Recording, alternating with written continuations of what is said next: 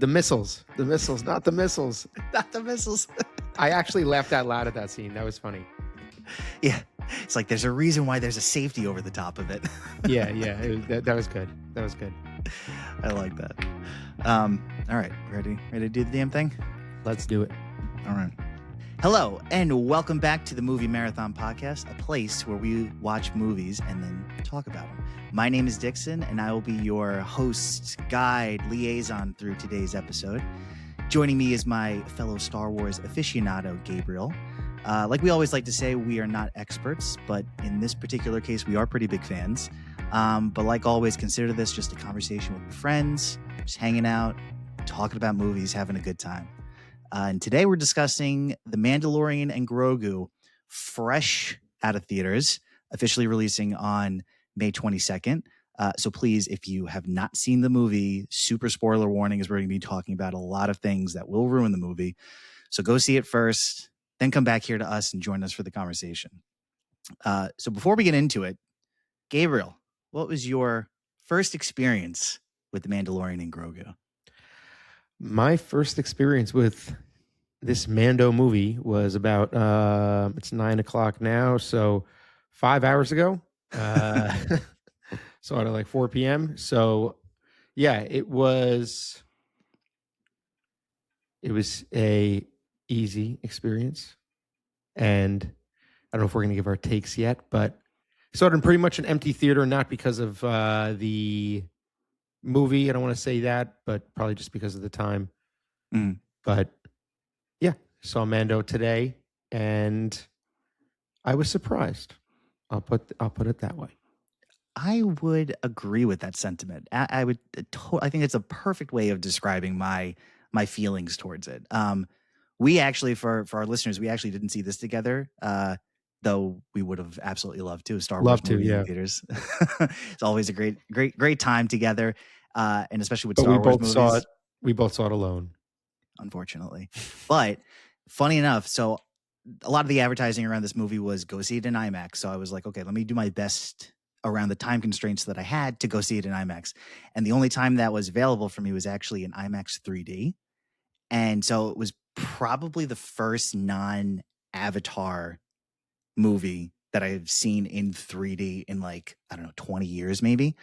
I was a little worried. I was a little worried at first. I was kind of like, is this gonna ruin it for me, or is it gonna be like how we've discussed in the past about like the 3D glasses, they kind of get annoying after a while.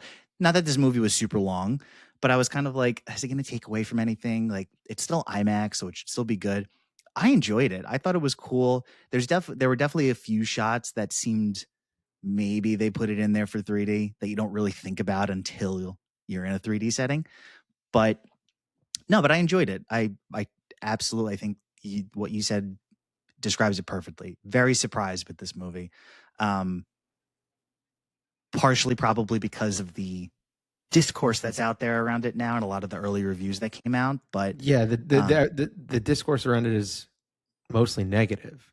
Yeah. Which we're used to negative Star Wars discourse, but I agree with some of the sentiments, but I had a pretty good time in the movie. During the movie. I totally agree. It was fun, which is what I was expecting, but I was happy with how much fun I had during the movie overall. Yeah, maybe it was that my expectations were lowered because there was like no marketing and not a lot of hype, but what I was hoping would happen happened, that I was surprised and I liked it more rather than overhyping myself, which is probably what I did for the entire sequel trilogy and coming out more or less upset. This one had the opposite effect. I didn't come out loving it, but I probably enjoyed this more than definitely more than season 3. I had a good time. Yeah, no, I agree. I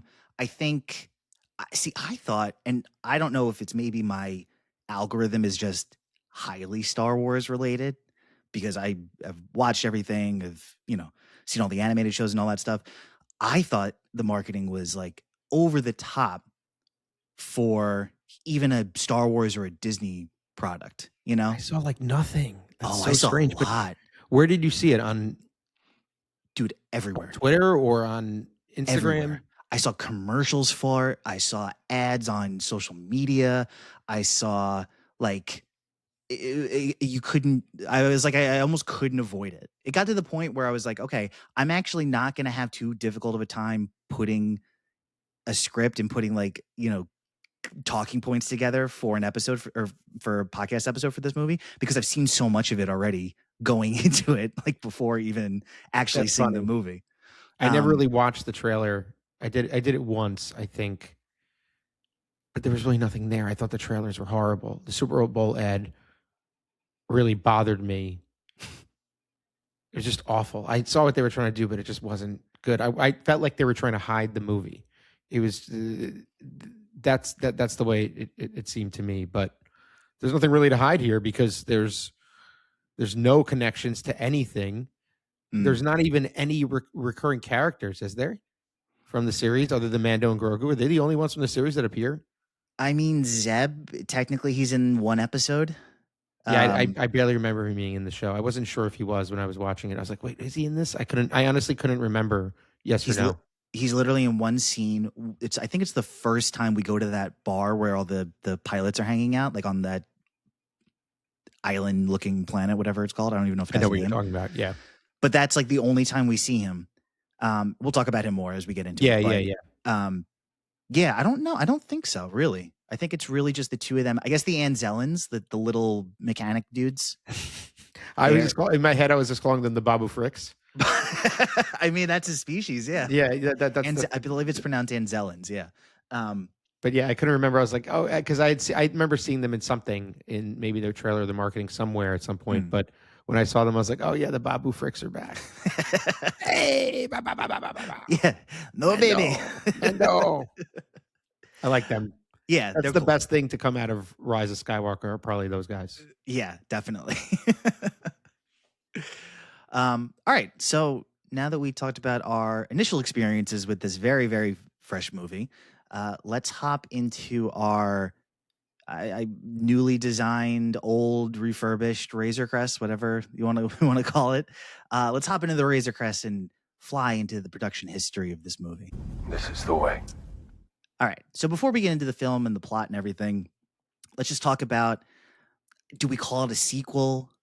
What do you call like a TV show movie based on a TV show? I don't know if it has an official title, like full-length follow-up. It's tough because it's like a TV movie, kind of. It's like a special in some ways. This in particular is a TV movie. Yeah. Yeah, if they would have called this a Star Wars special, I would have been like, yeah, that makes sense. It feels like a special. I'm not mad that they released it in theaters. It was cool to see.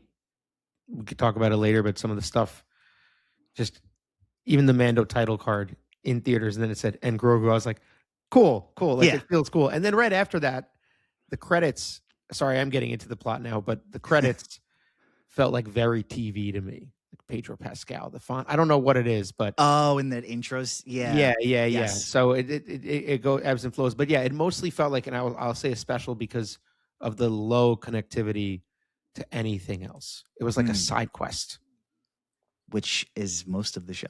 If you think about it, a lot of the show is like, okay, show starts, there's something we have to do. End of the show gets to that point, million other little things happening throughout all the other episodes. Like that's kind of how The Mandalorian is. So it's funny that this feels like it, and for reasons which we will get into right now, actually. So for production and development, this movie actually began as what would have been season 4 of The Mandalorian. So Favreau and Filoni started writing outlines and story material for the next season of The Mandalorian. And then in 2023, the Hollywood strikes delayed television production. And during that pause, Lucasfilm reportedly reassessed the larger Star Wars strategy. So according to interviews with Favreau, Lucasfilm kind of felt that Din Djarin and Grogu were culturally recognizable enough to support a theatrical release. And even Kathleen Kennedy, she stated that the characters were like a perfect fit for the big screen. And Favreau also said that the film was kind of designed as like a gateway Star Wars movie, like something accessible for audiences who had never seen the show. And so because of that, the screenplay kind of reportedly shifted away from some of the interconnected storylines, like you had the Admiral Thrawn and everything going on with Ahsoka. So it shifted from that, more of like the Mandoverse, I guess you would call it, to like a bigger theatrical type storyline. And that it does kind of feel like that to me. It kind of feels like almost two different movies inside of one. Like it still feels like a Mando show, but it's also, you could tell that they were going for like a little bit bigger and a little bit more on a theatrical release. Does it work? Did you just feel like they were just trying to make a TV show work in a theatrical format? Yeah, there's a lot of nuances to this one, I think, Agreed. because the short answer is yes. I do feel like it feels like a reworked TV show, and it is ultimately the summation of that in the bits and pieces. I don't know about you. I thought that there were certain times during the film that I felt like they were episode endings. Does that make sense? Where not exactly like it, but for example, towards the end, not the end, maybe the third act, when the Grogu time, which I loved, his like 15 minutes, whatever it was. Mm-hmm. I think that's like a bottle episode, a self-contained Grogu episode where it's just Grogu moving around. It's like episode 7. Yeah. No, I didn't feel that way until that scene in the movie. Like it felt like they did a pretty good job. I felt it other times too, but I feel like if you plot it out, you can definitely tell where they were going to say like, okay, this was going to be an episode, this is going to be an episode. But they did a good job of blending everything in to each other pretty well for me until that scene. That was the one scene where I was like, they were just going to have what happens to Mando happen. And then the next episode was just going to be Grogu on a little adventure with this one other character. And then at the end of it, Mando was going to be fine. And then we move on to the finale. That was the one time where I was like, okay, that was a standalone episode, that scene right there. But besides that, I thought they did a pretty good job of like blending everything, all the stories into each other relatively well. I would say yes, but there were also moments I felt like the movie had kind of towards maybe after the moon, once they had Rhoda and all that, Mm-hmm. and they had the big fighting pits, which I enjoyed. It kind of moved from like monster to monster to monster to monster. And then that to me is very Mando, but very episodic. You notice it more in a movie than you do in broken up in between episodes, especially, I'm not saying this is an exact carbon copy of season 4, obviously, but I think that what we're ultimately saying is that the pieces are there and they're in some ways visible, in some ways not, but you could tell. And maybe, the filler episodes that we care about or that we always complain about, those are the ones that are kind of missing in this. But we essentially have like 4 or 5 Mando episodes like put together, maybe depending on how much, but they probably pulled out other pieces. But that's where it is really. That's it. Yeah. And I was watching an interview with Jon Favreau, and he kind of talked about that, how there was a difference between how much nuance you can get into in a TV show and how much detail and like you can learn a little bit more about the characters in that medium versus in a theatrical release. Whereas, for this movie, I think they were still able to do that in certain scenes, but for the most part, it was like you said, monster after monster after monster. Like you want the action, you want like to keep the intensity of the movie like driving forward. And I think for the most part that they did that. I think that was kind of the best way for them to blend the original ideas that they had from the perspective of it being a TV show and then moving into a theatrical release. Like that was the best way for them to kind of make both of those things work together. Yeah. So like on the TV show, the movie heavily uses the ILM stagecraft volume technology, which we talked about last episode. They continue to use this approach to the volume because it was kind of foundational to the aesthetic of The Mandalorian and the show. It's obviously much wider and noticeably larger in scale. There's much bigger environments. I think the battle scenes are a little bit bigger. It was obviously filmed partially in IMAX. I don't think they did it fully in IMAX, but like there were definitely a lot of scenes. I remember seeing the aspect ratio change at least once, if not multiple times. I definitely noticed it once. And I think a lot of people are saying that it, from the reviews that I've heard and read about it, really, that it's definitely a theater size compared to the show. Like, I feel like in the show, at least after people learned about the volume, you were able to kind of see through it a little bit. Whereas in this movie, I never got that vibe, even though apparently they did use it a decent amount. I would say there was one scene where I noticed it, and it was the opening scene. It was the first scene where they're sitting at the table. It had that circular kind of look to it. Mm. And that was the only time, actually. That was the only time in the whole movie that I felt like I definitely saw it. I didn't pick it up, which is good. Honestly. Which is good. Yeah.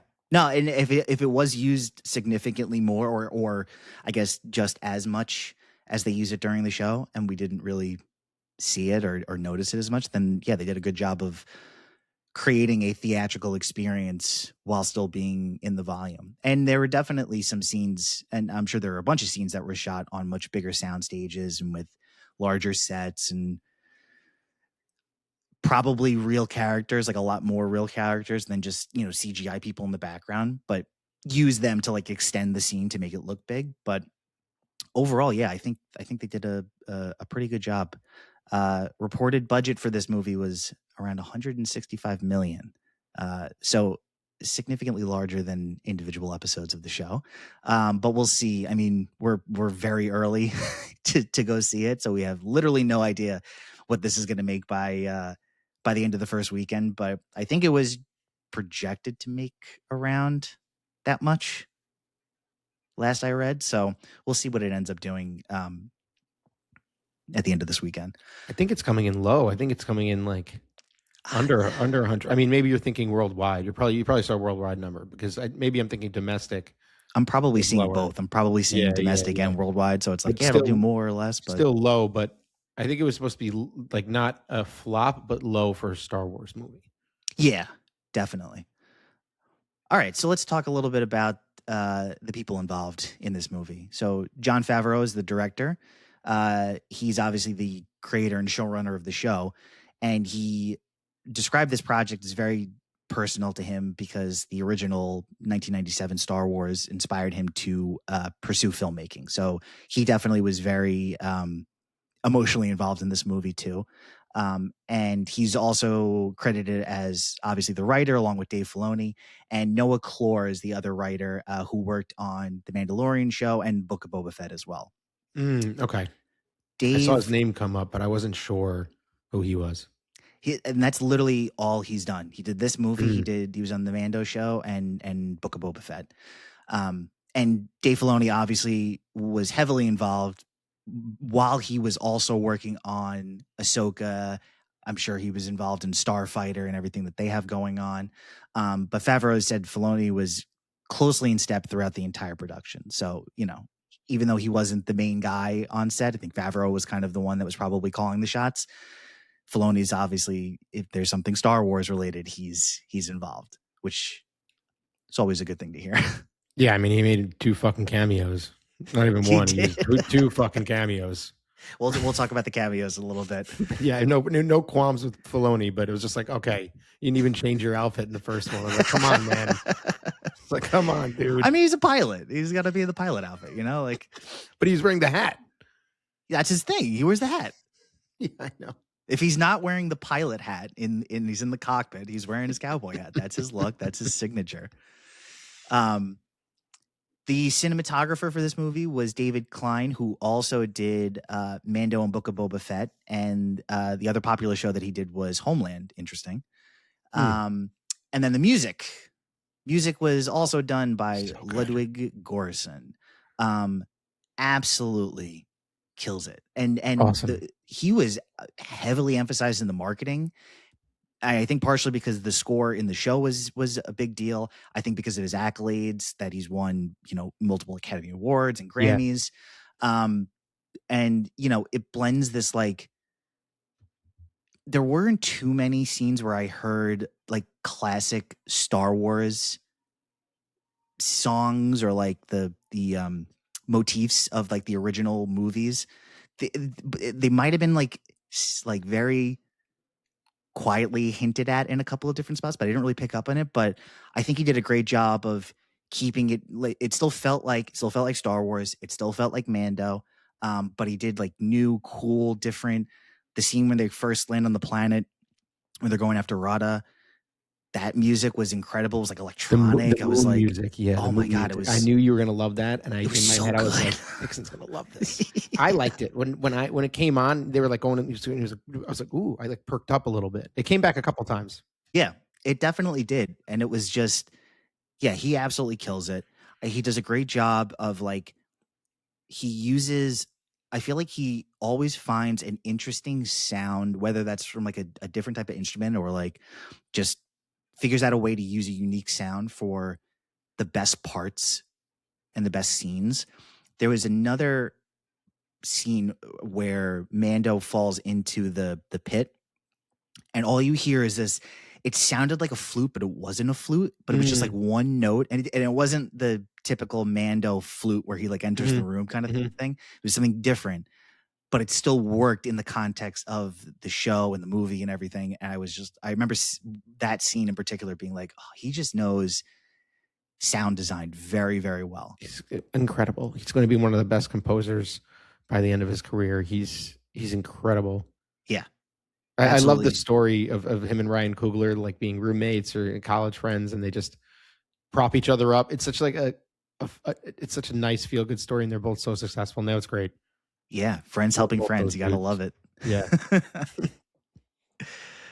All right, so now we're gonna get into the cast. So returning in this movie, very very short list. Pedro Pascal as the Mandalorian Din Djarin. Enough face time or not enough face time for Pedro? I think enough face time. I felt like he was in the suit this time. I don't know if he was, but I felt like it was Pedro's performance again. Brendan Wayne and Lateef Crowder did continue to do a lot of the physical on-set performances, so I don't know if like Brendan Wayne, I remember seeing him in the credits. Like he was in like maybe like the third or fourth name in the opening credits. So all he did was the voice again? I don't know. I don't think so. I mean, he obviously did the scenes, spoiler, when they take his helmet off. So those are obviously him. But I don't know. I don't know if we'll ever actually know. But Brendan Wayne, who does most of the non-action scenes in the Mando costume, was literally the third on the opening crawl. Okay, he got third. He got third billing. Third billing. Yeah. Okay. Then yeah, so that means that's he's pretty considerable. Probably got a lot. You know, he's probably did a decent amount. So yeah, I thought that was it. But I did think it was. I thought the unmasked Mando performances by Pedro were pretty good. But they beefed up his voice too in this one. His voice was more prominent too. It was a sharper version. It's like it's TV version, movie version. His suit was a little bit beefed up too, he didn't have those things on his hands in the show, did he? What things? He had like little plates, like little like colored plates on his suit, on both the front of his hands. I don't know. That's a good question. He always has gloves. Maybe I missed it in the show. I'll have to look. And I felt like his face. I feel like his mask was more deep on the cheeks. I did notice that actually. Yeah. I mean, I gotta sell those toys. Yeah. That's what I was thinking about the Razor Crest too. It's like, we'll talk about that. We'll get to it. And Grogu with the plate on his chest. Yeah. Well, yeah. But yeah, I thought Pedro was better in this than the show, but maybe I just liked it better. Okay. I'm cool with that. So some new additions to the cast. We have Sigourney Weaver as Colonel Ward. Was her casting in this role necessary? Did she need to play this role? Was this role only written and only able to be performed by Sigourney Weaver? I'll say two things about this. She's essentially just playing Grace Augustine from Avatar when she's not the Avatar. Marine, we got you. You need this. Go here. Where's my goddamn cigarette? Yeah, she's essentially just that role. She clearly just walked on the volume for a couple days. And I hope that there's more of this role, at least on the cutting room floor. And they just trim some of the fat. Maybe it would have been in something else, but she's in the 4 scenes. She's in the assignment scene where she gives him his mission. She's like the M. Then she's in when he comes back with the Empire guy. Yep. She's in the X-Wing, and she's in the last scene. Yeah. That's it. Yeah. No, she probably has collectively less than 5 minutes of screen time. Yeah, I wouldn't be surprised if In it's a pretty long movie. It's over 2 hours. Yeah. It's not long, but it's not short. Didn't feel long. It was slightly long, but I think a lot of movies are too long these days. I think that you could just trim a little bit here and there. I'm not sure exactly where. I'd have to see it again, but I thought it was slightly long, but not. I wasn't frustrated by it. There are other movies that I've seen that I'm like, all right, let's move. You know? Yeah, I agree. I think that you definitely could have cast somebody else in this role, but I was actually surprised at how much I liked the character of Colonel Ward. Like, I thought that she actually did a pretty good job in this role, and with the limited amount of screen time and lines that she was given, I thought that she did a very good job, and I enjoyed the character a lot more than I was expecting to. Underused is more. I don't think the performance was bad. Yeah, but she was underused. Absolutely. So then we have Jeremy Allen White, which if you knew nothing about this movie, I don't think you would even know he was in the movie. He voiced Rotta the Hutt. Rhoda? What do you think about his performance? Is it Rhoda or Rhoda? Rhoda. I think it's Rhoda. Han? Yeah, we'll go with either or. Rhoda. I think it's Rotta the Hutt, like Jabba the Hutt, Rotta the Hutt. Rotta. Okay. I think. Okay, let's go with Rotta. I think I could hear his voice. They obviously did something to it. It's hutted. They huttified it. Yeah, they huttified it. But I could hear him occasionally, and I knew he was playing Rotta, but I could hear it occasionally. I thought he was pretty good in this. Yeah, it definitely came through. Not every time he spoke, but you could definitely hear like a little bit.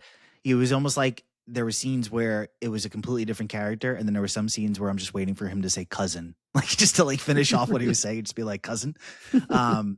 But the character, so Rotta is the only remaining son of Jabba the Hutt, and Jabba is obviously from Return of the Jedi.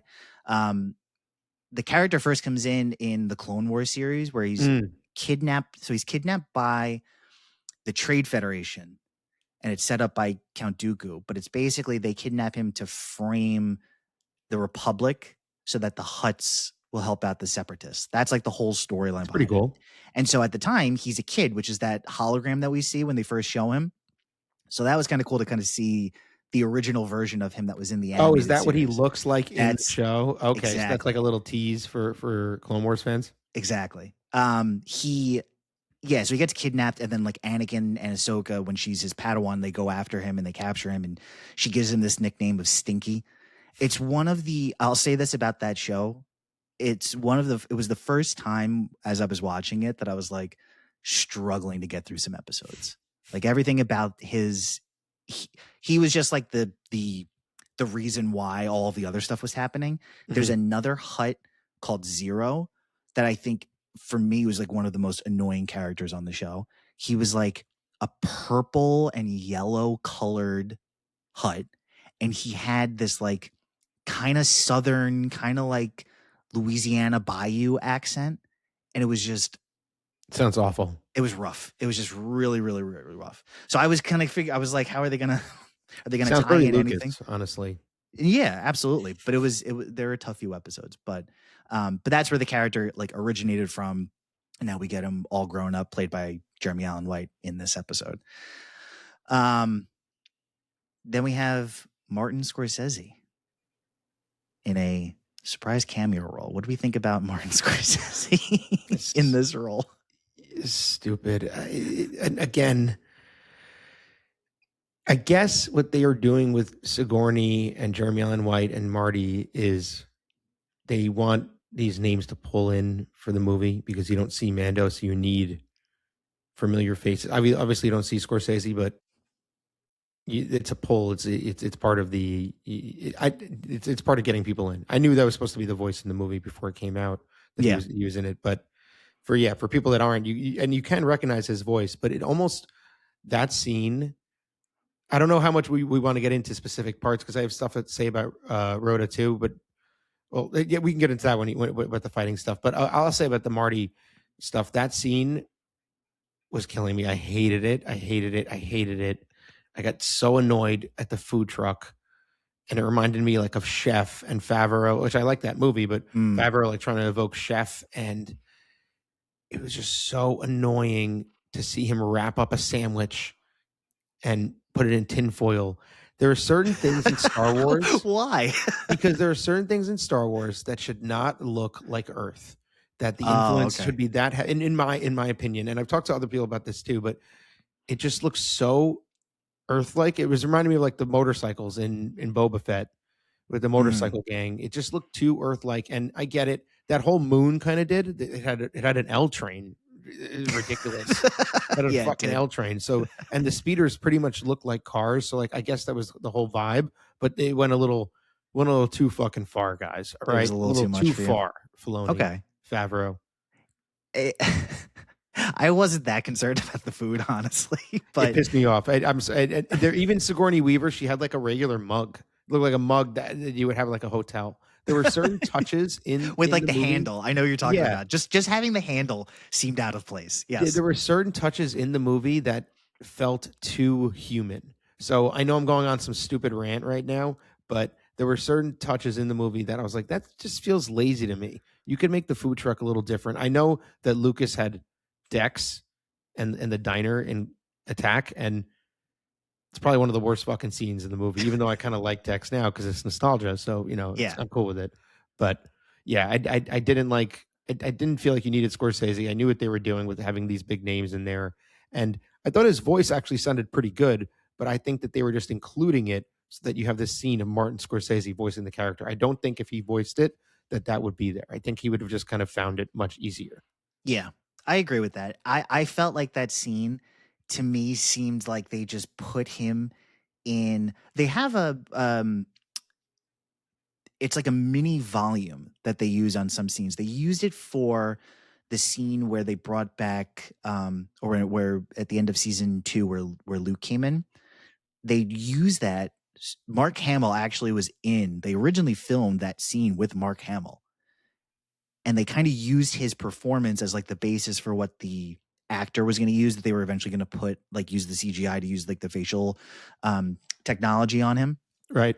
But so they used this like mini volume, and it was and so they could get like all the nuances of like his facial movements, like his cheeks, his mouth, his nose, like everything, like his forehead, all that stuff. And he's basically just there sitting in this booth and they're recording everything. It felt like to me, the scene with Martin Scorsese just felt like they put him into this booth.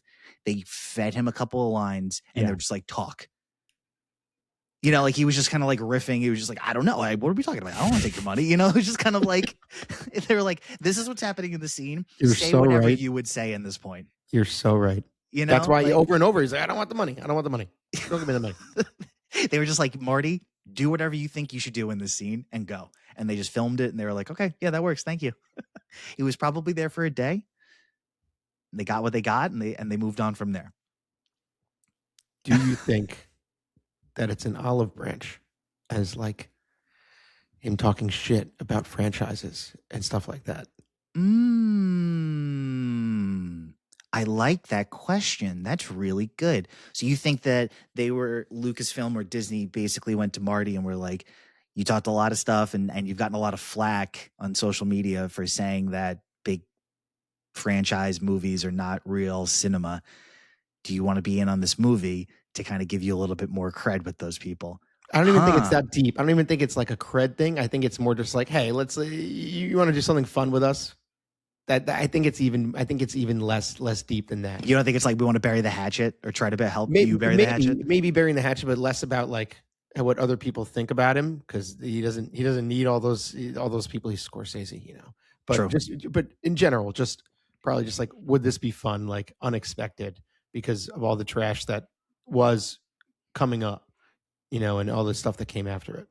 I like that. I like the idea behind them just being like, you want to do this for fun? Like, Yeah, like screw it, let's do if it. it helps you, great. If not, you know, it helps us because we get to say that you're in this movie. Yeah, it's just fun. And I think that's why they did it. Okay, I'm cool with that. If that's the reasoning behind it, I'm okay with that. Mhm. So next we have Johnny Coyne, who is returning as an Imperial warlord. He was actually one of the guys in the council, the Dark Council in Mando season 3, like the episode 7. Oh, I thought he looked familiar. Okay. Yeah. I think I mentioned him in the episode when we talked about it, because I saw it because he was in the trailer. But yes. Yeah, so he was one of the guys in the Dark Council, which means there's now one less of them in the Dark Council. 2 technically if Moff Gideon's dead, but I'm leaving that up to questioning. I don't know if that's real or not. Then we have the character Embo, and we technically don't. He didn't have that many lines, if any. I think he just kind of like muttered a couple of things. But the character is actually from the Clone Wars, and it was voiced in the Clone Wars by Filoni. So I'm wondering if the few things that he did say were voiced by Dave Filoni. Wait, who the fuck is Embo? Embo's the other bounty hunter that goes after him. Okay. The robot that's his guy? name, Embo, yeah. He was cool. I like him. Yeah, he's very cool. His dog has a cool name. It's like, it's not Anubis, but it's something like Anubis or Anubis or something, like a play off of Anubis. I thought the dog was really cool. I was so worried he was going to eat one of the Anzellans, but he had it in his mouth. He was walking away. I was I'm surprised he didn't. He had it in his mouth, just like playing with it. I don't understand what he was doing with it. Dude, people would have lost their minds if that dog ate one of those characters. You're just gnawing on it for a little bit, just like they could not do that. They literally would have flipped out. But yeah, he's a bounty hunter. He's got this like shield helmet that he uses as like kind of like a weapon. He uses it a decent amount in the Clone Wars too. Like it's like part of his, like he has like a bow gun, like a bow dart gun that he uses it. I think he's a pretty cool character overall, and I think that he was utilized as much as a bounty hunter should be in a Star Wars product. Yeah, I enjoyed it. I liked him as a second like adversary because the Hutts can't fight really. So yeah, well, they find can. out. They can just roll around a lot. We'll find out in a little bit. So we didn't really talk about it in our Mandalorian show breakdown episode, but I wanted to bring up like how they actually brought Grogu to life. So the Grogu is a puppet. It has, you know, cable systems, facial mechanics, eye movement rigs, like all this stuff. And for the movie, apparently, the hero puppet, which is like the main puppet that they use for most of the shots. We know hero. We know about hero stuff. We talked about it in our Scream episode. But apparently the hero puppet cost around $5 million to build. But I think it was 1/5 of Goro. Yeah, basically. And they had different versions of it. So there's obviously the hero for the close-ups and like all like the fun shots of him reacting. But then there's like a lightweight one for stunts. There's partial body rigs, probably for when he's on Mando's shoulder. You know, there's some designs that they have for him like walking so that they can control him a little bit more easily that way. And it's, you know, there's a lot of people that are involved. So there's like one person that's working on the eyes and the mouth, somebody else that does the facial expressions, like if his mouth has to open or his nose or his ears. So Rick Famuyiwa, who's one of the directors of the show, who actually makes a cameo in this movie, he talked about directing him like it's like a real actor because the team performs him in real time while they're filming. So the actors, like Pedro said before, it's like strangely comfortable working with him because he feels like a real person on set. The way like how well the puppeteers are able to like bring him alive. Cool. Very Rocky. Very Rocky. Yes, it is, and that's the next part I was going to talk about. It's a perfect blend between puppeteering and having this, you know, real physical thing that you can work through, and then there's also this CGI component to it. So the CGI aspect of Grogu was basically they need to remove all of this puppeteering stuff basically in the background. So there's obviously like rods and rigs, and they got to get that out so it looks like he's just doing this on his own. He's a real character. Some of it's used to like smooth out some of the movements, enhance the facial expressions a little bit more, like just to clean them up a little bit. Some of the running scenes, they obviously can't move him as quickly as they want to with all the stuff hooked up. And then the force abilities. So obviously, like those things, they need to have some CGI brought in to make it look a little bit more realistic. And then they shot every scene. The reports are that they shot every scene with a puppet version of Grogu. But by doing that, it gave them the option of like, if we wanted to go back and like, nah, it doesn't look that real, then they could put it into CGI. Because there's definitely some shots where the CGI character, it's like it's a full CGI version, not puppeteer version. Doing this, like making Grogu a real physical character, does that sell the character of Grogu for you? Like, does it do it the way it's supposed to be done? Yes, I think Grogu looks great, and I think it is pretty key that he's not CGI or all CGI. And I have to give credit where credit's due. I believe I just heard this recently. Werner Herzog, who is a director, but he appeared as the client in the first season in those first couple episodes, which I still fucking love his performance, the German accent. I don't know how they got him to do it, but because he directs just like crazy art house films and then other films, just like he's directed a lot of films in the 70s and 80s, but he suggested he was essentially, and I imagine him in his like German accent, but he's like, you can't do this in CGI. This is horrible German accent, but he told Favreau, he was like, you can't do this in CGI. You have to do this as a puppet. There's no way. And he's the one who pushed it for it. And I think we have to thank him for Grogu. But there was another thing I wanted to think about.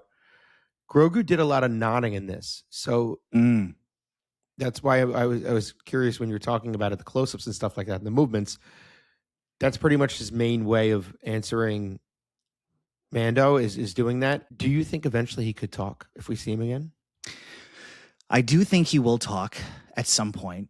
I think they are probably saving that for a very significant moment. I thought it was going to happen maybe. I thought there was a chance, but I again, where would you have put him? Where would you have had him say something in this movie that would have been like, oh my God, he talked and like, or he spoke and like now this next crazy thing's going to happen. Like it pushed Mando over the edge to go and do something, you know? I thought he was going to call to him when Mando was in the water and he was unmasked too. It would have been a great moment if he was like, Dad or something. I would have died. I thought it was coming. And oh my God. To be quite honest, I thought that's one of the things the movie was missing was the characters themselves.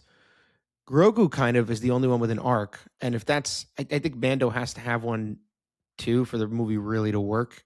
Because Rhoda kind of has one. He goes through something. And I think Grogu, like I said, I think he does have one, but Mando really doesn't. That's kind of a problem in the movie. He's just on a mission pretty much. You think about any of these movies that they're kind of going for, like an indie or something like that, he always has a place where you know an A to B in his arc. Yeah. So, like Christopher Moltisanti, where's my arc? So where's Mando's arc? But the speaking would have been great for him in general. Yeah. I think we were originally talking about the puppeteering and if it like worked for the character. I think that it is a perfect way of having this character feel like the species, which we don't know what the species is, because even though we did get, kind of a split with Yoda, like we've seen his original introduction into Star Wars was as a puppet in Empire, and then he was in Return of the Jedi also as a puppet. But then the prequels, technically in Episode 1, the original version had him as a puppet, and then we Lucased it, and it's all CGI. So we've seen him in both. But I think that more people probably associate Yoda with the puppet version of Yoda than they do with the CGI version. So and I Ryan think, Johnson brought back Puppet for Last Jedi. and he came back for Last Jedi. Yeah. So technically it's like 3 and 3. It's like split if you consider episode 1 CGI. Which I'm I just think was remembering Phantom Menace original Puppet looks so rough. which is why I'm okay with that. That one I'm fine with them going back and making it CGI. But I think that having Grogu mostly as a physical puppeteered character just ties it back more into the original design of Yoda and what we were like originally introduced to as from that character. And but at the end of the day, it's like you're going to need to do some CGI with him. Like you can't in this day and age to have him develop more, and as he like grows and develops his powers and becomes stronger, whether or not, another question we'll talk about later on, what his trajectory is going to be. But I think you're going to need to include more CGI stuff just to make his development seem more realistic, I think. Mm-hmm. Yeah, I agree. All right. So now we talked about cast, production, Grogu, first experiences. Let's get into the movie itself. I can bring you in warm, or I can bring you in cold. Last we saw our duo, they were taking refuge on Navarro, and Mando had actually spoken with Captain Carson Teva, who we'll see briefly. He makes a quick cameo at the end of this movie. But he's talking to him, and he asks for any information on Imperial remnants throughout the galaxy. He basically wants to help them take down whatever's left of the Empire. So we open on the scene of an Imperial warlord, and he's trying to intimidate the leaders of this planet. And we get this great opening shot of Mando basically taking out all the guards on this base, this Imperial base. And we've seen a good chunk of clips from a little bit later in this scene, but this opening shot of him where you almost don't see him for the first few clips here and there, I thought was unbelievable. It's almost scary in some spots where you don't know what's going to happen next. But I thought it was phenomenal, and it hits onto the point. Favreau talked about how, like in the original Star Wars: A New Hope, you're just dropped right in. If you have no idea what's going on, if you've never seen a Star Wars or any of the Mandalorian, you are plopped right into the action, and it just hits the ground running.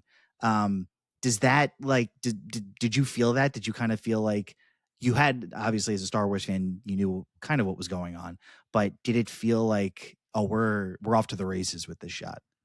Yeah, I thought the intro was great. The cold open was super fun, and I like how you said Mando was kind of in the shadows. You weren't really seeing him.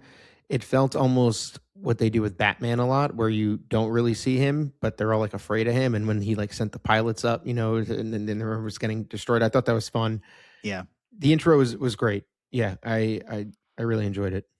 I liked they're in this base and he's attacking them, and then they go outside and he's riding on like an AT, I guess it's an ATST, but he's like riding on the outside. Runs really weird. Yeah. A lot of like dinosaur sort of vibes. When he first gets on it, he like slowly lifts up behind the stormtrooper. Kind of gave me like T-Rex vibes, like just his head like slowly coming up above it. And then the way that thing ran also just kind of looks like a raptor running down a hill. But I also liked when they're in the he gets into the AT-AT, like he destroys the first two and he gets into the third one. And then he's in the ship with the warlord, and he turns around and the guy is in the head of another one of these ATSTs. In my mind, when I saw that scene, it was going to drop down and he was going to just land on the floor. And then when it took off, like it just started flying out of the ship, I was like, that is freaking cool. Yeah, sick. Like that's such a cool little twist on, like you have to think about the Empire. Maybe they don't have the resources that they did pre second Death Star blowing up and the Emperor being killed, but they obviously probably push technology at some point. Like they had to like change things or do things differently. So that was just kind of like a natural progression of like, well, we can't drop this thing down on its floor. Maybe we turn it into like a mini ship and use it as like an escape pod, Yeah. Cool. I thought that was really cool. But yeah, so Mando takes out the Imperial warlord, saved by Zeb, who we talked about. Then they go back to the island planet again. I don't know if it has. I'm sure it has a name, but I'm just Definitely calling has it the a name. island planet. So then Mando is tasked by the New Republic commander Ward to find the mysterious warlord Coin, who we don't know what he looks like or anything else about him. They've been provided this intel on him by the Hutt twins, the siblings, and they are not only they're twins, but they're the successors of the crime lord Jabba the Hutt we talked about before. Basically, they're going to give the information on this Imperial warlord's location in exchange for rescuing Jabba's son Rotta. He's being held by the criminal Lord Janu, who we don't know anything about until we meet him a little bit later. And as payment for going to do this, Mando gets a new Razor Crest as prepayment and post-payment for his last job and for this next job. Does Mando taking on these missions from the New Republic, does it make him feel less Mandalorian and more of like free agent for the New Republic? Like, does it take away from his Mandalorian roots by just doing these, I guess, more side quests for the New Republic? I think it fits with his character because they had set it up where he was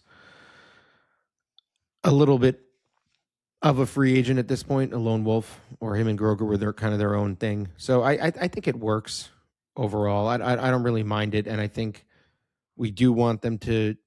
I was disappointed going in knowing they weren't really going to fill in any holes. I didn't know any spoilers, but I knew they weren't going to be. It wasn't going to be a movie that was expansive of the greater universe.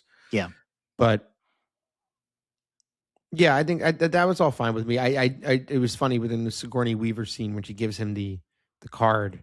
It reminded me of just like a Guess Who, like you don't know who it is, like the back of a Guess Who card. That's really funny. It's like stupid. Like she's like, here's this faceless card, and she says, "This was in the marketing that I saw too." She says he's our ace of staves. She doesn't say ace of spades. She says ace of staves. Which I think is I want to say those cards are sabacc cards. Like they're designed the same way that the sabacc cards are from Solo, from what I remember. So I'm wondering if they look familiar. I'm wondering if staves is just like another suit that they use for a sabacc. I thought she said that weird. I was like, I kind of like cocked my head. So it's funny that you caught that too. Yeah. Razor Crest. Do we think that? Why do you think that they brought the Razor Crest back? Because it's easy. It's just easier to bring it back. They need Mando to be moving around. You can't just use the N1 starfighter. Like why? He's got to get a new ship. It's just easy. That's all it is. I think. You think it was just product placement so they can sell a new toy? Even if it's not that cynical, it's just they just needed him to have a new ship and just be able to move around. I literally was in Target after the movie. I had to pick something up, and I went after the movie, and I was like, let me just skim by the Star Wars Lego section. Let me just see what's going on over here. Literally front and center, brand new Lego Razor Crest with the yellow writing on the side. I'm like, they're just trying to make some more money off of their toys. I'll say that me and my 3-year-old went, and lots of cool Star Wars toys. I almost bought him a lightsaber, but I was like, you are just gonna hit Remy with this over and over. So I cannot get this. Can't be doing that. Not yet, anyway. Let him grow into it a little bit. Then they can go at it with each other. All right. So Rotta, whatever is. Let's switch it around. I like that. Rotta is on this planet, Shikari, where he serves as a gladiator in a fighting pit, which is the pit's owned by Janu. He's very desperate to step out of his father's shadow, and he is enjoying his status as like this fan favorite fighter, gladiator. And he doesn't want to be rescued by Mando. So he's telling him that, I have this debt to be paid, which we don't ever really find out what the debt is. Like he's just in debt to this guy for some reason. But he's in debt to him, and the next fight is going to be his last one, and he's going to set him free, and he's going to set him up with like a agent so he can keep fighting. It's like a UFC thing, I guess. That's the way that they do this. So Mando's like, all right, let me go to this guy and try and buy out, the last fight and pay for his freedom so we can get out of here. And he basically Jano tells him for whatever reason that the last fight is going to be, they're going to kill him in the fight. They're basically going to send everything that they have at Rotta and kill him in the last fight. So Mando goes back and he tries to warn Rotta, and Rhoda's like, you're completely wrong. I'm going to fight. I'm going to win. I'm going to get out of here. And so Mando, they smoke him out and he gets knocked out, and then he gets thrown into the fighting pit with Rotta. They fight. Not the best fight in the world, like between the two of them. Like, yeah, it's also, I always get this like weird complex with Mando, in particular the armor. Like, the armor is impenetrable to mostly almost every single sort of like lightsabers can't penetrate it, or they can, but they can't really like damage it completely. That doesn't mean that he physically cannot get hurt. You know, like there's a scene where I think Rotta like lands on top of him. Yeah, I was thinking the same thing. There's no, like, you're telling me he's not going to get like smushed in his own armor. Yeah, I thought the same thing. So I always feel this weird like plot armor. Yeah, like he's not in totally invincible, but they get away with a few things. I think with the Mandalorian armor. I totally agree. Yeah. So they fight, and Mando defeats Rotta, but he yields to him rather than killing him. So basically, the fight's over. Rotta doesn't kill Mando. Mando doesn't kill Rotta. They're both okay. So Mando's like, Rotta, let's see what Jano does. He said he was going to free you after this fight. Obviously, Jano says no. He floods the arena with monsters, and the two of them have to work together to try and get out of there. Now, I saw this again in the trailers and marketing, so I don't know if you knew this going into it, but did you know that those monsters were designed off of the like chess game from A New Hope? Did you not know that? I had no idea. Oh, I'm so happy that I'm telling you this for the first time. I had no idea. That's so cool. The one monster with the long neck. Now it looks familiar. And then the one with the sledgehammer with like the flat face. I was wondering why they were so like specifically weird, honestly. Dude. Now I understand. That's so sick. So I don't know if all of them were exactly designed off of those characters, but those two in particular. And again, I don't know if you noticed this, but there's a scene where the one with the long neck picks up the other one and puts it over his head and slams it down just like Chewie does when he's playing C-3PO in A New Hope. It's like it's like shot for shot. With those like Easter eggs, like that's less obvious. That's fun. I like that. But I want to go back to before this. There was the scene where he meets Janu. Mm-hmm. And he goes to like the crime bar, and they like fight all those guys. I thought that was great when Mando essentially fucks up all those guys, and then he cuts off that guy's horn, and that guy is so pissed. I really like that. And then I thought it was interesting where they're like rationing salt. They didn't really follow up with that, but I thought that was kind of just like a cool, like planetary like problem that they were talking about. So. And then he like puts the salt in the horn guy's glass. I like that scene. Now, and then before that he talks to, it's bookended by him talking to Rotta before he gets captured. But yeah, I enjoyed that bar scene. It's interesting too because like at first I thought is salt supposed to be like another type of spice? Yeah. Like, was it supposed to be drugs? And then it was like they're rationing it. So like, all right, so people need it if they're rationing it. So I guess it's just like actually salt. Like, I think it was just another way of government control, oppression in some ways. But yeah, I enjoyed that. I enjoyed that little like tiny little subplot and scene. Yeah, no, that was really cool. Yeah, so while they're fighting these monsters in the ring, they break the security system and all the monsters start escaping. Fine, but like also seemed like random. Why wouldn't they? They're monsters, right? And they're there to fight and attack and kill. So like, why wouldn't they keep doing that, even though the security fences broke down? I don't know. I thought that was a little weird that they were just like, "Oh, fences are down. Let's go." Convenient, like, we're getting out of here. Yeah. They break out. They're trying to escape. Rota's like, "Oh, I'll find us a ride," and then he hops in and he's like, "Sorry, I gotta go." I thought it was a little too quick for him to just be like, "Oh, I'll just find us something quick." He was like, "Bye, Mando," and then he just leaves. Seems a little weird for me, but it had Attack of the Clone vibes to me a little bit. The chase scene, Yes. But yeah, I agree. I didn't love that moon planet. So it felt a little bit, the L train scene. The L train scene.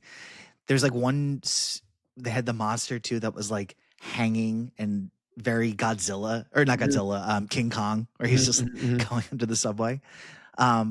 But yeah, so Rhoda tries to escape, and then Zeb catches up to him, and they capture him. He's telling them when they're flying back to bring him to the twins that they only want him so they can kill him and fully take control over the cartel. And then they're talking about, or Mando is basically like, this is why we're doing this. We're trying to get this information, this Imperial warlord. And Rhoda's like, oh, I know exactly who you're looking for. It's Janu. He's the coin guy, the ace of staves or whatever. So Mando's like, I mean, you could be backstabbing me, but I'll trust you. They go to his compound. They break in. We see Zeb fighting. So I will point this out. Zeb in the Clone Wars animated series is a great fighter. His home world was basically wiped out by the Empire. Like he thinks he's the only one left of his species, but we find out there's a few more of them left. But their whole history is about how like they are a warrior culture. So to see him in live action, like moving around and fighting stormtroopers was really cool, because they do a really good job of his arc in the animated series that he's in. But so they captured Janu, they bring him back for questioning. But he tells Mando, he's basically like, the twins aren't going to like that you're, breaking from me. And Sigourney Weaver's character also basically warns him that too, that she's like, this probably is not going to end well, like backstabbing the Hutts, basically. So Mando's like, I think I'm going to take it easy for a little bit. Now that I'm talking about it, that was definitely the end of an episode. There were certain times I was like, oh, come on. Yeah. That was the end of an episode for sure. Even when Mando gets captured, that's the end of the episode, and then the beginning of the next episode is when he wakes up in the fighting pits, I feel like. Probably. Yeah. And then we do this whole episode, and then they get Janu at the end, and then they go back, and then boom, end of the episode. Yep. Mm-hmm. Yep. You're right. All right. Okay. I see it now. So then Mando's like, I got to take it easy for a little bit. So he goes back to Navarro with Grogu. They have that little camp outside next to the lava pits, I guess is where it is. And we bring in the Anzellans to come help him. The Razor Crest is like a stock version. Like they basically repaired it to the original version of that ship. And the original Razor Crest that he had in season 1 and 2, obviously he made a bunch of modifications too. I think I mentioned it in our episode. He had a carbonite like freezing chamber in that ship. Cool. So that must have been because I don't know if I mentioned it or not, but if the ship was pre-Empire, which is why it's able to get through without like classification or certification or whatever it is to like get through different planets. If it was pre-Empire and the Empire didn't know about carbon freezing until the Empire Strikes Back, it wouldn't have been on the ship originally. So he definitely made that modification himself. So he calls in the Anzellans to basically help him remodify this new version of the Razor Crest. And he helps Rhoda go into hiding. He gets him on this like gunship to take him away and to have him lay low for a little bit. So then that night, Mando and Grogu are attacked, and we see the bounty hunter Embo, his dog come, and they basically try and like capture Mando and take him back to the twins. Did you think when they were getting chased by the stormtroopers that Rhoda was going to fly out of the back of the Razor Crest? When they were stuck with the speeder back there, I thought he was going to fall out or something when he was like beating them up. The scene where they're shooting, we mentioned it right at the top of the episode when we were like just small talking at the top, but when the Grogu's shooting the missiles at them, he's like, that one, not that. It's so funny. I said before, but I was laughing out loud at that. But I thought that Rhoda was going to fly out or something like that when they were just like, but I mean, it didn't happen. Oh, when the ship like came up and they were like, he was tossing them out. Yeah. No, I didn't feel that. I figured he was just going to. I didn't think he was going to fight them. I literally just thought he was just going to come up and throw the ship out, and it was going to land in like the water or something. Because they could have taken off and then just like launched them out, and Yeah. that would have been cool. Could have gotten a good Wilhelm scream thrown in there. There's probably Which I one in didn't- there. I think I there's didn't one hear in there. it. I think I heard it at one point. I think I heard it. I don't know if I heard it, but yeah. But No, yeah, I didn't think he was gonna fall out though. Yeah, so Mando's attacked by Embo. He captures him. The dog takes one of the Anzellans. So Grogu and the other Anzellans basically are like, all right, we got to go after them because they knew that they were going back to Nal Hutta, which is where the twins are. What did we think of Embo's character overall? The bounty Yeah, I hunter? thought that was fun. It's different for me because a lot of these characters I have no connection with because of Clone Wars. Talk about Zeb, Embo. I don't know any of these fucking guys are, but I thought it was fun. I was wondering if he was a character that I would know, or like someone that was coming back. I couldn't really tell if he was a droid, a mix, and I kind of liked in general that like the Hutts had all those droids from the Trade Federation that were kind of just rebuilt and rejiggered in different pieces. I love that. So to me, it was similar to that, but I liked all that. I absolutely loved that aspect of Nal Hutta. And then I love the fact that all of the buildings and the architecture was almost exactly like Jabba's palace on Tatooine. Yeah, it was very similar. It wasn't like it was that particular thing was like a Tatooine style building. It was a Hutt style building. So no matter where there are Hutts across the galaxies, they're going to have buildings that have that like rounded, like very tall structures with made like, in that image. Yeah, shallow rounded tops. Like everything was in that same vibe. But yeah, the droid thing was so cool. Like the first time you see like the super battle droid, like the big gray one with like the face right in the middle, I was just like, oh, and they had some of them had capes, some of them had like different colors. Cool. It was cool. Yeah, really I cool like that design. detail. And how the Hutts slept too was funny. They like slept like wrapped up in those like little caves. Yeah. The Hutt stuff was cool. The culture of it all. Yeah, I like that they dove into that a little bit more because really we only see Jabba in Return Return. And then we see him. Well, we do see him in A New Hope, but true in the extended Lucas version, the now true version, and then we have that one quick scene of him in Phantom. Yeah, we get him at the pod race scene in Phantom. Yeah. But again, not like a ton on the culture of the Hutts or whatever that species is. So that was very cool to see. So Embo brings Mando to the twins. They reveal that they captured Rotta from the gunship and they're torturing him for hundreds of years. I think they said like centuries because the Hutts can live for a very long time, which is insane. And then they punish Mando for breaking the contract by taking off his helmet and they force him into the dragon pit. Do all Hutts just have a giant monster death pit? Like, is that like a birthright for a Hutt or something? Yeah, we're talking about all like the Jabba Palace and the comparison. It must just be at the bottom. They keep like a monster. Or is it just part of their design aesthetic? It's like, okay, we got these rounded tops and long buildings. We got the monster down death here. Pit. We got the death pit with the giant monster down here. You guys go for the monster in the death pit. That sounds good.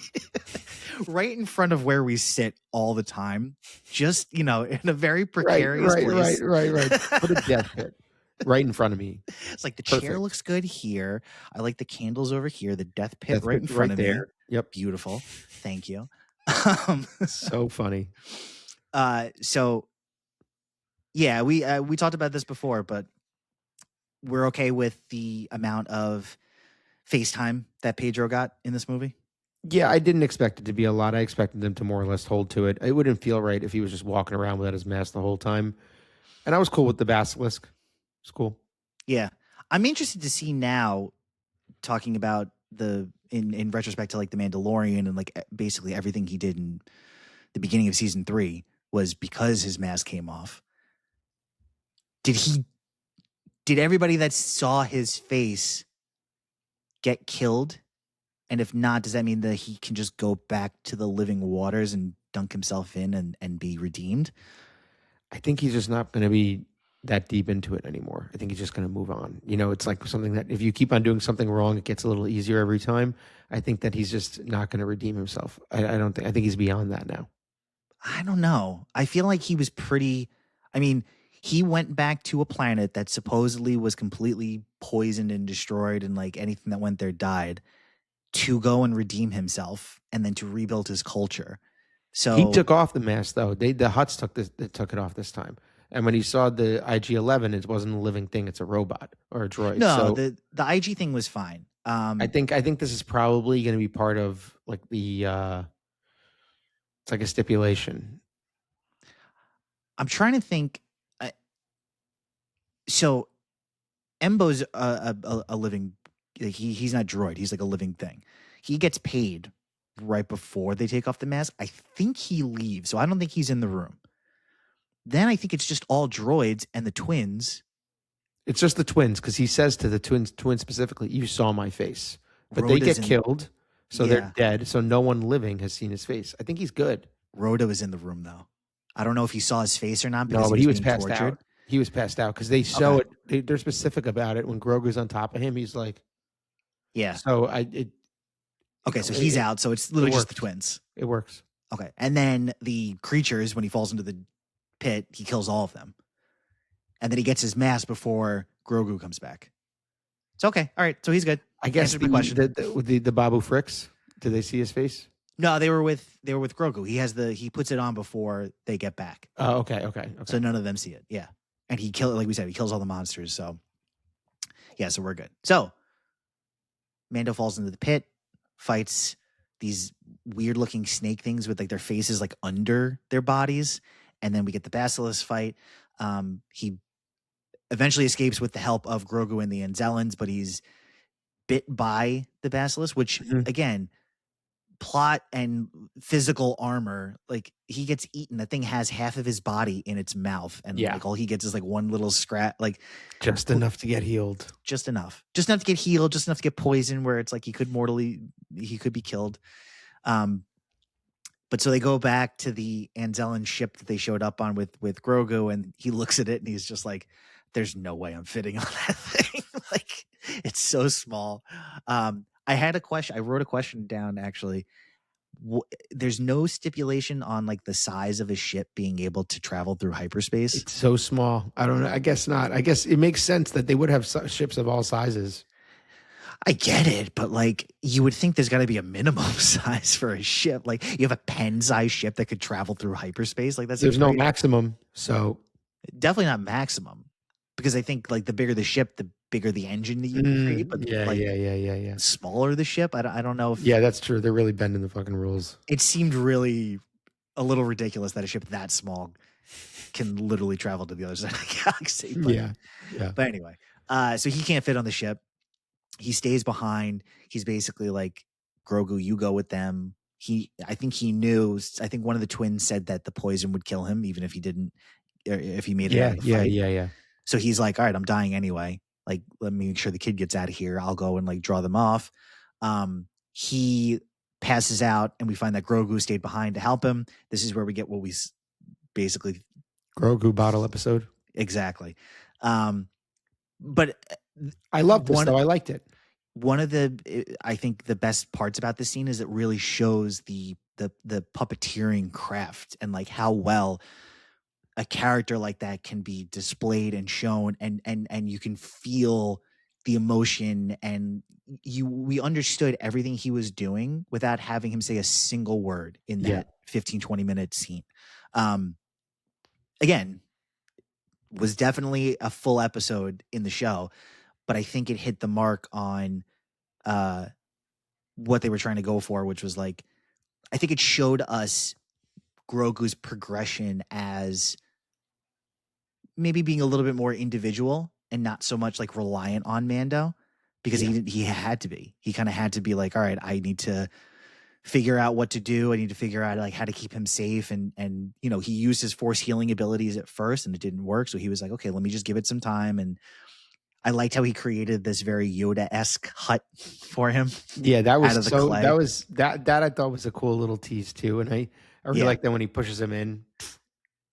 Just knocking his helmet against the back wall. Yeah, that was all a real highlight. Him stealing the fish and like eating the fish bone and all that. I really liked all of that. Yeah. I also like that little, like, I guess you would call it kind of a side quest when he was talking to that other character. The guy gave him the 'cause it's an healing episode. stuff. That again, because you need to have some. You can't have a completely, wordless episode. Yeah. Scriptless episode. So they had to have somebody in there for it. But yeah, I thought it was very well done. I still probably have the same emotional connection level that I did when I first saw Baby Yoda. So seeing him kind of out in his own and living his own life and doing things on his own without the help of Mando is great. It was great to, like I said, see him kind of progress in his abilities. I think I still want a little bit more out of him. We'll talk about that a little bit, but I think that it was a great little scene for all the pieces that we just talked about. Yeah. So then Mando wakes up eventually. Grogu gives him the medicine that he got, and Mando wakes up. And instead of getting out of there, Mando's like, we're going to go back and we're going to save Rhoda and kill the twins and end this. So they break into the twins' place. They basically fly this ship. They found the gunner ship and they fly it right into their palace. How did he know that palace was built out of like this web sort of plant material? I thought it was going to blow up. I'm like, oh my God, Yeah. they're going to just absolutely explode. And like, he doesn't know anything about that ship. He doesn't know if it's strong enough to get through anything in particular, but I was very concerned when they were flying. I was like, is he just going to crash right now? Yeah, it was like a nice little twist that he knew he could get in. It's like, So they go in, they're fighting all the droids. They have these two big like mech things that are like the final bosses before they get to the twins. And it was cool. I always love the scenes where they have Grogu go in and mechanic or like be like he's able to fit into these little crevices and like fuck up the gear and stuff. Like he goes into the droid and is basically just like pulling out wires and stuff, and it's messing up all of his circuits and everything. So I like when they use him in those situations where like Mando's, I can't get in here. You got to go get like put the red wire where the blue wire was. Yeah. So then we get into the main area where the twins are, and Embo is there to kind of protect him from the Mandalorian. So we get the duel between Embo and Mando. Then we get Grogu goes and basically wakes up Rhoda, and he is now fighting the twins. So we get the two of them fighting. We get Rhoda and the twins, and the twins end up and Rhoda all end up falling through the pit, which again, precariously placed death pit right in the middle of the room. What's going to happen? What do you think is going to happen? Come on. Like there's a possibility that this could happen. Like you could fall through to your death. Especially if you're like sumo wrestling on it. So if you're sumo wrestling and you're like three sumo wrestlers on top of, three triple size sumo wrestlers. Triple size, thank you. So they all fall in, but we see Grogu using the Force to save Rhoda and picks him up. Embo gets out of there. Does he fall in with them? I think he ends up falling in with them too. And then he gets out of there and the twins get eaten by the Basilisk. And then the three of them, Grogu, Rhoda, and Mando, all escape while the X-Wings finally show up to deliver them some support. I thought it was kind of cool to actually seeing Sigourney Weaver as an X-Wing pilot. Yeah, I thought that was good. There's been some scenes and maybe some, I don't even know if it's like cameos or just like shots of pilots in the Disney Star Wars era that just didn't look good or like seemed like a little out of place. I thought she looked great in it. I thought it was like really well shot. Wasn't like a weird like out of place cameo too, like it felt like she belonged there. And then again, we also see Dave Filoni as a cameo in this one, and Rick Fumiyawa as another pilot. So we get two former Mando director cameos. So they come in, they basically take out all the other Hutt forces. They blow up the remainder of the palace, whatever's left of the palace, and they pick up Mando, Rhoda, and Grogu. They go back to the island planet. Ward basically says, she tells him that Janu and the twins were working together. So I guess having Rhoda was just kind of like part of the deal, and maybe that the twins were using Rhoda to get something from the Republic. Mm. You know what I'm saying? Like it didn't really make sense. What's the reason if they were working together? They're all double crossing each other essentially. But like Rhoda, so Janu had Rhoda, and the twins wanted him dead. So they were like, okay, you just hold on to him. But then they used that as the reason for getting the New Republic to break him out so that they would get information about Janu. Like, you know what I'm saying? Motivations. Yeah, you're right. Yeah. Like it almost seems, unless Janu had Rhoda as like insurance that the Hutts wouldn't do anything to him. That's what I'm saying. It's all like double crossing probably is what it really That's is. exactly. Okay. Now that I'm talking through it, it makes more sense. So he has Rhoda and is basically like to the twins, you have to just work with me and do whatever I say because I have him. But they want him dead. So I guess he's just kind of like, I'm just holding still on leverage. to him. Yeah, it's still leverage because he could release him. Yeah, that's true. Okay. Now it makes more sense. But anyway, so they were working together. Rotta basically says to Mando, he's like, I'm going to stay and work with the New Republic, which it'll be interesting to see in what capacity they use him. I mean, he's jacked. He is huge. But like, is he going to fit in an X-Wing cockpit? Like, yeah, no. It's like that scene in, I know I talked about this in the last episode, The Family Guy, the Blue Harvest, when it's like, I think it's Porkins. They're like, Porkins, where are you? And it's like this dude, and he's like, he doesn't fit in the cockpit. It's just like his body's like basically hanging out of like all the sides of the cockpit bad right now. But yeah, I mean, they call him Porkins, and he's like, he's the biggest of the guys. So he doesn't do any justice. That's what I pictured Rhoda as a pilot, just like hanging out of the ship. Yeah, so he decides he's going to stay and help them out. Mando and Grogu leaving the Razor Crest, and the last scene that we get is them flying away, and Mando basically letting Grogu kind of take over the controls of the ship and starting to learn how to fly. Another step in his Mandalorian training. And that is where we end the theatrical experience, Mandalorian and Grogu. I have spoken. Now we're going to talk about some final thoughts. We'll go back to Rhoda first. Was kind of centering the movie around him. Was it unexpected, or was it a gamble that you think paid off? I think it was okay to use Rhoda as kind of like the MacGuffin plot device. The Hutts are interesting enough because we don't know a lot about them. So I think that was a part of the movie that worked for me. And I like that he was different. We just said he was jacked, so he looked physically different. His personality he wasn't a bad guy. So I thought that was a nice plan at all. Yeah, I think that all worked well, and I like Jeremy Allen White's performance. So yeah, I thought Rhoda worked. That was going to be my next question. Was Jeremy Allen White's performance?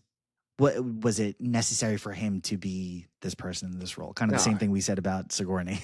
Absolutely not. No. And who knows how much of a check they cut him for this, but you know, they could have had probably a stronger voice actor, probably one they didn't need to modulate and do stuff to. But again, this is who they had. And I thought he did a good job. I'm also wondering if there was any motion capture. Yeah, I was wondering that too. The eyes looked like his a little bit. He had like bigger eyes, but I don't know how far they went. Yeah, I'm interested to see which characters use motion capture. Like I was talking about with the Scorsese scenes. That's what it feels like they did. Like it feels like it's his movement. The personification of the character is very Scorsese. So I'm wondering if they did the same with Jeremy Allen White for Rhoda. But yeah, it definitely could have put somebody else in this role, but again, I think it was the name to bring people in, but it was a good role. It was interesting, like I said, seeing how the character changed from how he was as a kid in the animated series and what they did with him as an adult now. But overall, I think it was enjoyable, and I was surprised by how much more he was used in the movie. I really thought he was just going to be in the gladiator scene, and then he was going to, go off and do his own thing, and then they were going to deal with the twins. But I like that he was more involved than expected. Mm-hmm. All right, so next question, we're gonna turn to Grogu. Do you think that do you think he's becoming more capable at a good pace, or do you think it's not happening quick enough or too quick?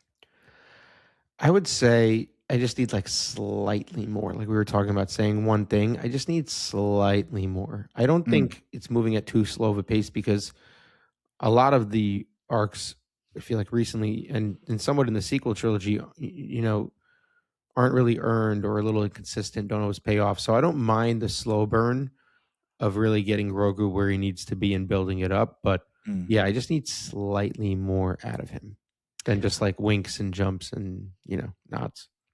I agree. I think that they are, like I said, waiting for the right moment to have him speak. But I do think that I want to see more out of him, but more so in a specific direction.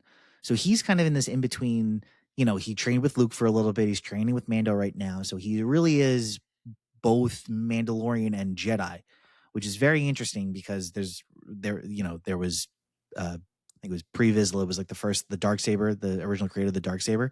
He was a Jedi and Mandalorian. And I think that there were some before that or after that, but I don't think it was like a big deal. And I think it's cool that this is kind of where Grogu is right now, but I think they need to pick which path he's going down, even though he has both of those abilities and he can do things in both of those areas.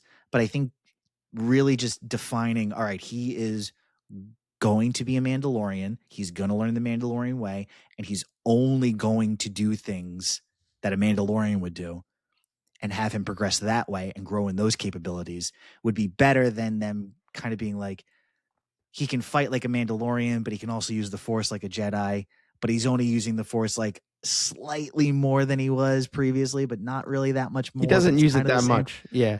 He doesn't really use it that much. And I kind of want him to, like. I agree. I mean, I would want him to be split, essentially just like a super powered Mando, but I want him to use more Force powers and essentially, or use his training and have a lightsaber and a gun, blaster, whatever it is. But I think maybe I think that's probably the way it will go eventually. And I love that scene of him where he like suits up and all that. Yeah. But I think that's probably where it's headed. I need a little more character out of him. And maybe they're building to it because they had that solo scene. Until then, I didn't feel like it earned the and Grogu. It just felt like the Mandalorian. Yeah. And then when he was out and we had that Grogu scene, I was like, okay, great, good. That's good. Yeah, they definitely needed that. I still think overall throughout the movie, he could have done a little bit more. Like he was definitely involved in almost every scene. Like he had that one scene where he breaks into the door and like opens it. Yeah. Yeah. When they're getting into the fighting pits. So he's definitely involved a lot more than he was in season 1 and oh yeah. When he's just in the chair the whole time. But the other thing we have to kind of consider, right? We're probably, season 1 was like 7 years after Return. And so now we're probably, if you want to take a year per season, we're 4 years after that. So we're like 11 years after Return. How much closer are we getting to Force Awakens? And at that point, are there any Jedi besides Luke at that point? It's I don't know. Yeah. This is where they really have the opportunity to fill in the holes that the sequel trilogy left for us. Yeah. So I think the Filoni movie that you mentioned last time, that's supposed to combine all these characters, Ahsoka and all his Clone War bits and pieces, and Mando, maybe that will pay off in some way with the large universe, and we'll learn more about like the cloning program and the Empire, the Pershing stuff, and that's what I was hoping this movie would do. And I'm not mad that it didn't coming out of it, but that's really where I think kind of it's all going, and maybe we'll get more out of some of these characters. Yeah, I brought that up more on the aspect of like, if they're going to push the Jedi side of things, they have to be careful because then he can't be a Jedi at that point in time. Like in the timeline of what's going on in the story. Like if they want to keep his Force abilities, they basically have to say like, okay, you can have Force abilities, but you can't be a Jedi. Right. So just an Yeah. interesting, like they have to think about as they continue down the path Who with he's this gonna be, character. yeah. And I don't think And they like know the that. timing. No, they probably don't. But it's just something that like I want to see more out of it. So they have to decide like where is he going, and then give us a little bit more on the skills side. Mhm. Does the dynamic between Mando and Grogu, that like kind of like father-son dynamic, does it still feel like, are you still into that whole their roles within each other, or is it overplayed now? Do we need some other thing to come in to kind of switch it up on them, or does it still work? I think it works. He calls him the whole movie. I don't even know if he calls him Grogu very much. He calls him Kid most of the time. I think it works. But again, it goes hand in hand with Grogu having more development. I mean, you're watching one character that's completely masked pretty much the entire time. So you have no facial recognition or facial expressions to work with. And then Grogu is Grogu. He's a puppet. So it's in some ways a tough sell when you have one character that can't communicate and one character you can't see his face. Yeah. I think we need to start getting a little more out of them. I agree.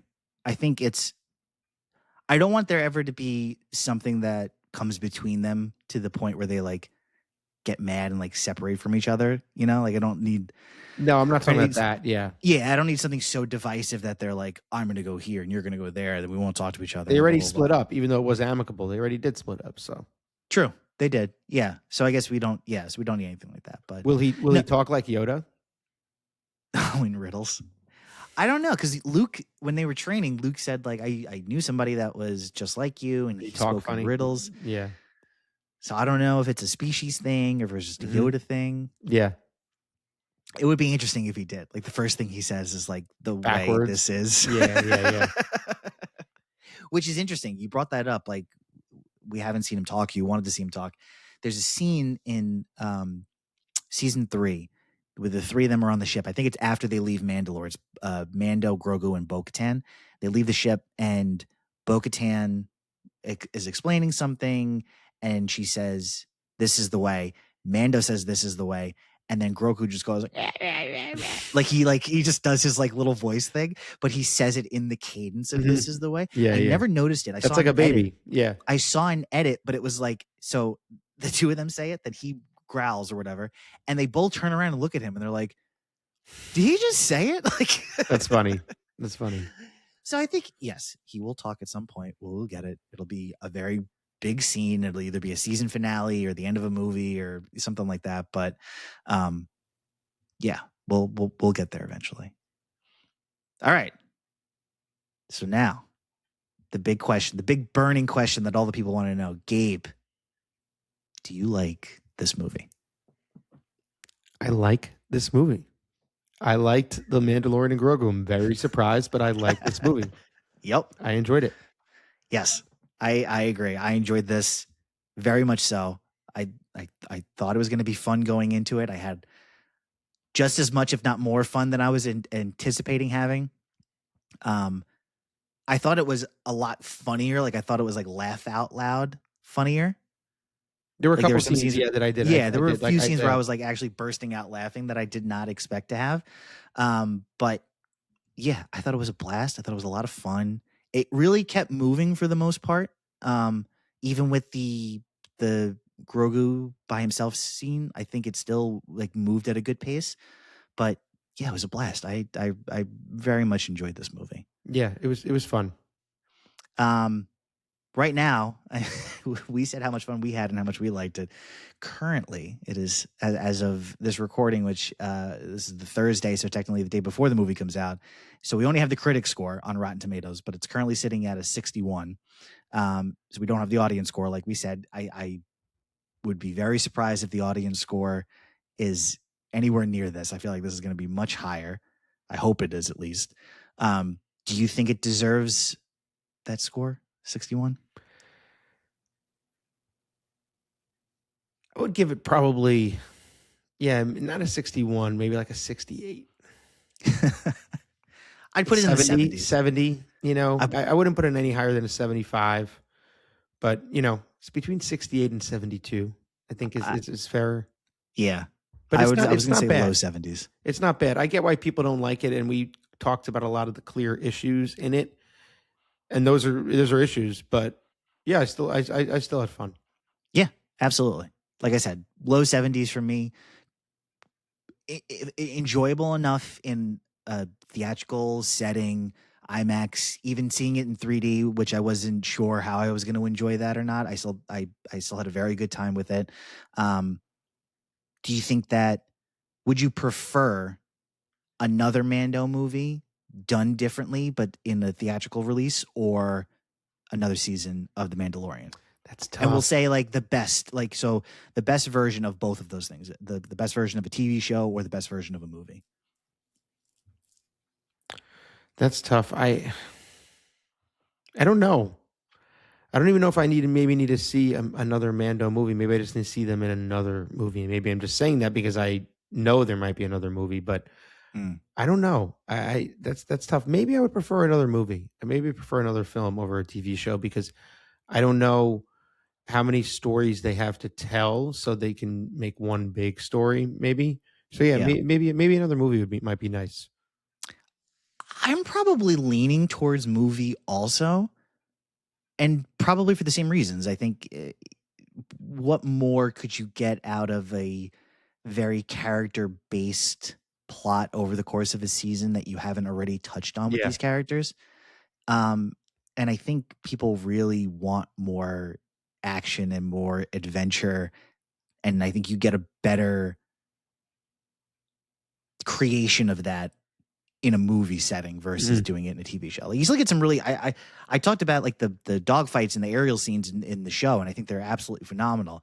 Put that on the big screen, like that does it for me right there. So yeah, I think I'd probably prefer another movie over a show. But again, if you now in retrospect, like they basically converted a series into a movie. Right. They have if they know going into it we're writing Making a movie, it could be way better. Yes, absolutely. Absolutely.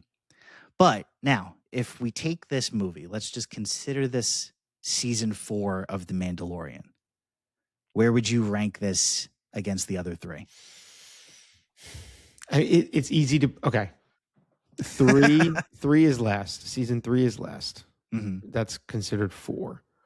Then I would maybe do season 2 movie, season 1.